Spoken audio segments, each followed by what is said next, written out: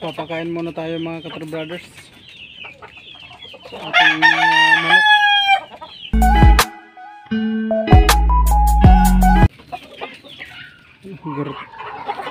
Gutom na sila, mag alas 9 na kasi naka-out ko lang sa akin duty. Grabe yung mga gutom nila.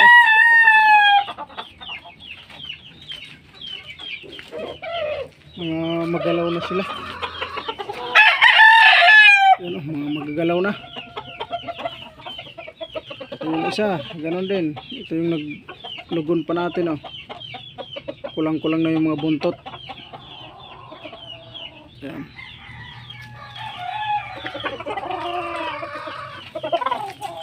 Yung isa rin. Lugon rin yan. Makikita nyo, kulang-kulang na rin ang mga buntot niya, tapos mga pakpak. Ayan.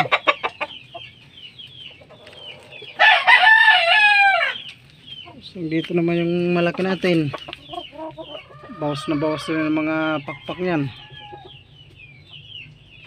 Ayan. Yan ang mga, oh, tingnan nyo. Iba na yung itsura ng mga buntot. Ito yung inahin natin, oh. Ito na rin siya. Bawas na rin yan ang mga buntot din, tapos mga pakpak. Yung inahin. Tapos ito yung isa natin.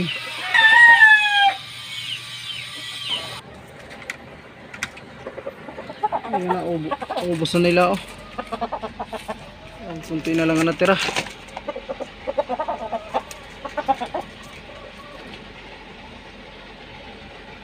Ayan.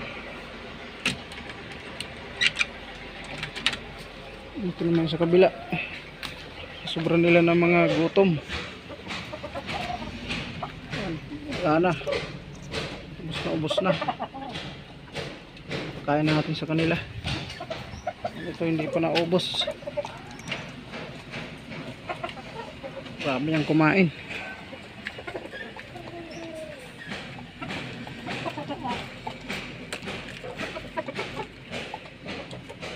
Ito rin isa, ubos na rin, oh.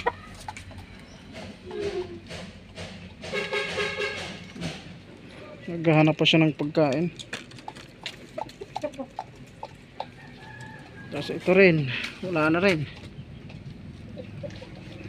Lalakas sila kumain. Hinahin natin, kunti na rin ang tira. Kunti na lang ang tira ng mga pagkain nila sa kanilang pakainan. Sobra na nagutom. Mag-aalas 9 na.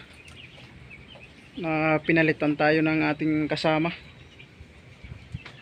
Kaya ang nilikot nila kumain. Talagang gutom na. Tapos ang baha dito sa amin, talagang maputik pa, oh. Ayan, mga putik pa talaga dahil nga sa sobrang lakas ng ulan. Lagi ditong tinutubig. Ito yung sisiw namin. Ayan, ubos na rin ang pagkain, oh.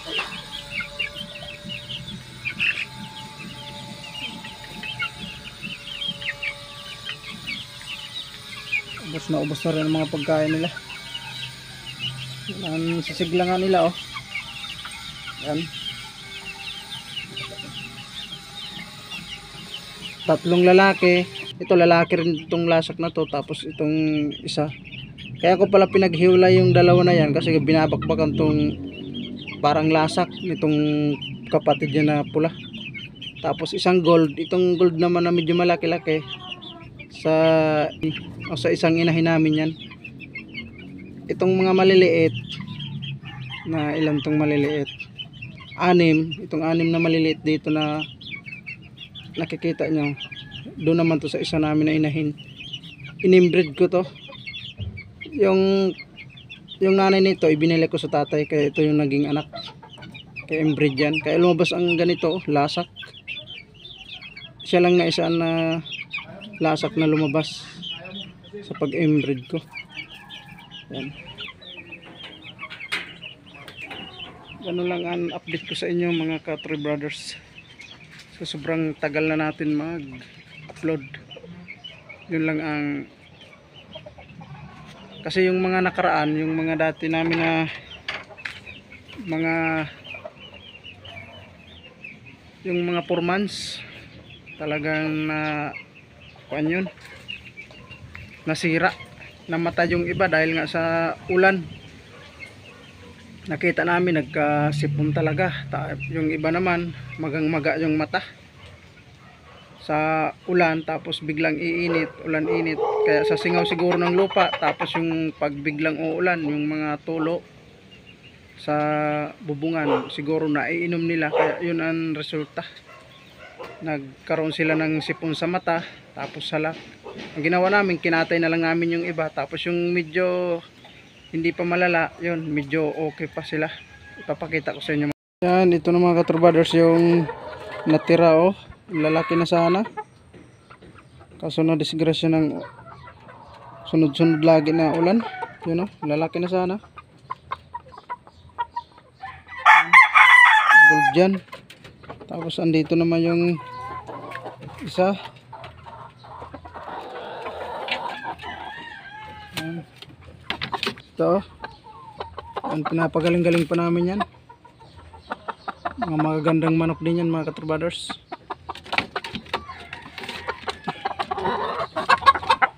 Yan, papakainan na natin yan maya-maya. Yan ang mga Country Brothers ng ating manok na natira sa 15 peraso. Dahil sa ulan init, nagkaroon sila ng sipon sa mata, tapos nagkahalak yung iba. Yan, hanggang dito na lang muna tayo mga Country Brothers. Thank you so much sa inyo dyan lahat. God bless at ingat-ingat na naman tayo.